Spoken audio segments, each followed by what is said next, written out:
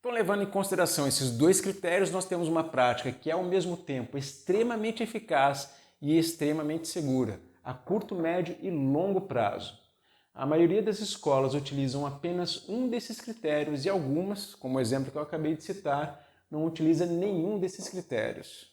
Para facilitar montar uma série balanceada, basta você gravar em sua mente esse quadro que a gente vai montar aqui, cruzando esses dois critérios.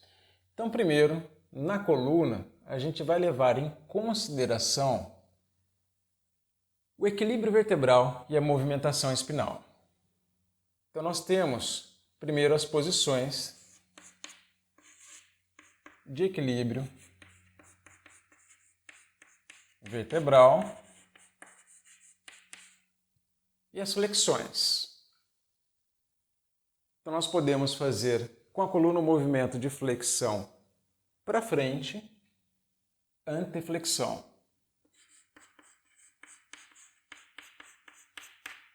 Nós temos as posições de flexão para trás, retroflexão. Nós temos as flexões, os movimentos de flexão para os lados, lateroflexão. E os movimentos de rotação da coluna, torção.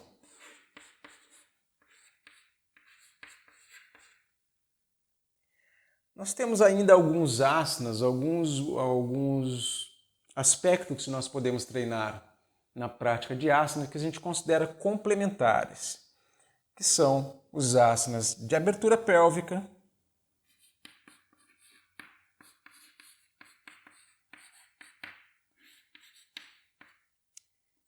tração,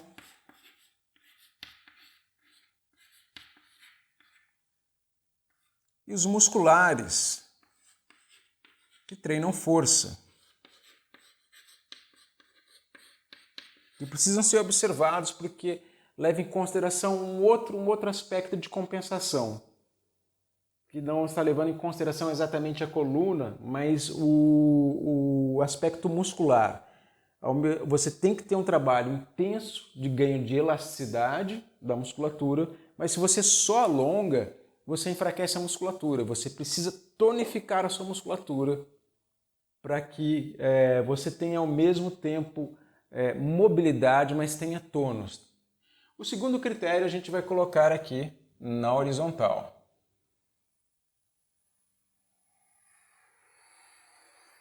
Então nós começamos a prática de asana com as posições em pé. Então nós começamos em pé, depois nós passamos para as posições sentadas ou intermediárias, deitamos e invertemos, induzindo o fluxo energético e o fluxo sanguíneo no sentido da base da coluna dos pés para a cabeça. Então, primeiro as posições, os asanas de pé.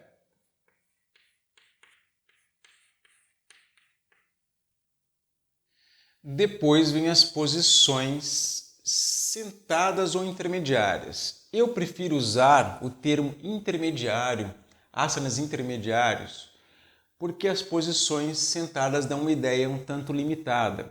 A gente percebe muito isso quando eu vou dar uma aula semi-induzida. Essas aulas semi-induzidas, elas têm a função de permitir o aluno perceber, testar os seus conhecimentos e perceber o que ele aprendeu, o que ele não aprendeu ao longo das suas práticas anteriores e torná-lo mais atento nas próximas práticas. E uma dessas modalidades de aula consiste em simplesmente pedir para o aluno executar um asana, dando a classe de asana que ele vai executar.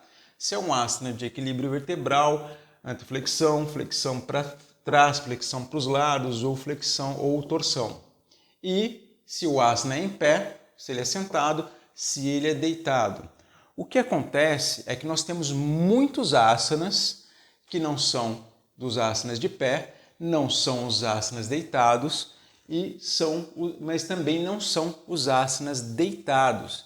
Eles se encaixam nessa categoria, mas eles não são necessariamente sentados, eles são intermediários.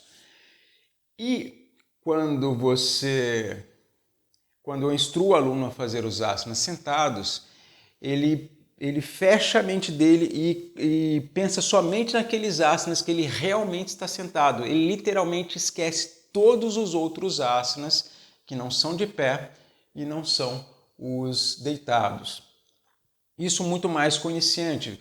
O praticante mais antigo acaba pegando o jeito, mas mesmo assim, num primeiro momento, ele dá uma travada e esquece os outros asanas que não são da primeira categoria e nem da categoria deitados e não consegue se lembrar da categoria dos intermediários. Por isso eu prefiro utilizar a denominação intermediário.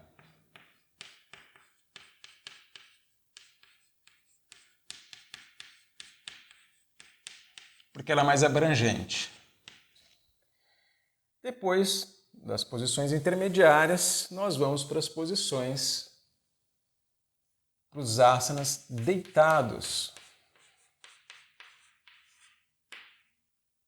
E depois a gente vai finalizar com chave de ouro, fazendo as posições, os asanas invertidos.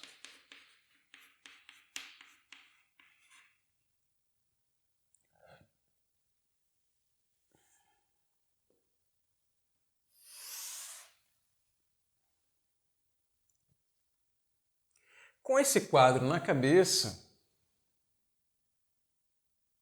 você consegue facilmente